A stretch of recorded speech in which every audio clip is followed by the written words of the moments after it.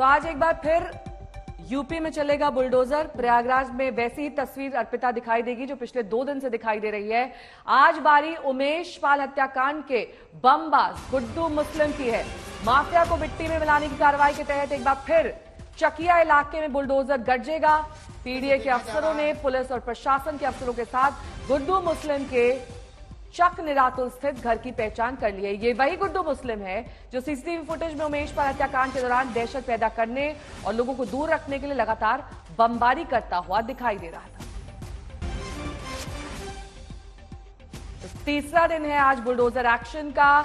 जिस तरीके से सीएम योगी ने सदन में ये कहा था कि मिट्टी में मिला दूंगा, उसी के तहत तीसरे दिन बुलडोजर की कार्रवाई। संतोष शर्मा हमारे साथ, हमारे सहयोगी इस वक्त जुड़ चुके हैं। संतोष, वो कौन सा घर जिसको चिन्हित किया गया है, क्या दफ्तर है, घर है, किस पर आज बुलडोजर चल रहा है?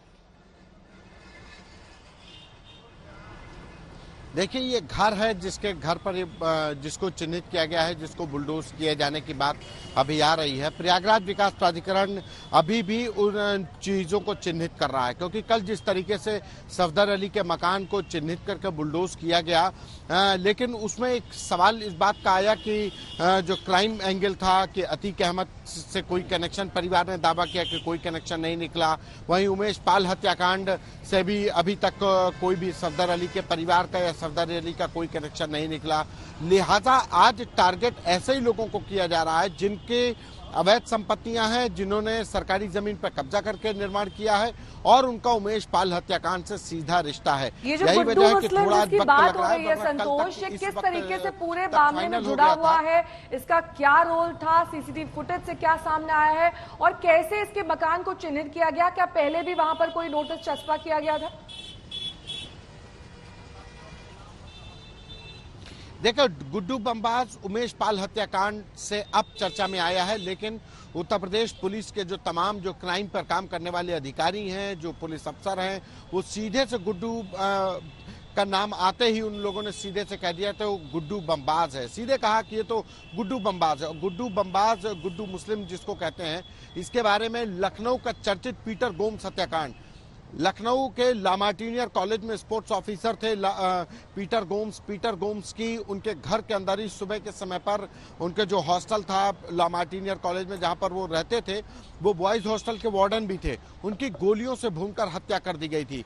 सनसनीखेज हत्याकांड था, एक बड़े कॉलेज के स्पोर्ट्स टीचर का हत्या हो जाना। तो उस समय पर भी गुड्डू मुस्लिम को हिरासत में लेकर के पूछताछ की गई थी और तमाम अन्य लोग भी, तमाम सफेद पोस्ट लोग जो आज हैं, उनसे भी पूछताछ की गई थी। लेकिन उस समय पर भी गुड्डू मुस्लिम से पूछताछ की गई थी।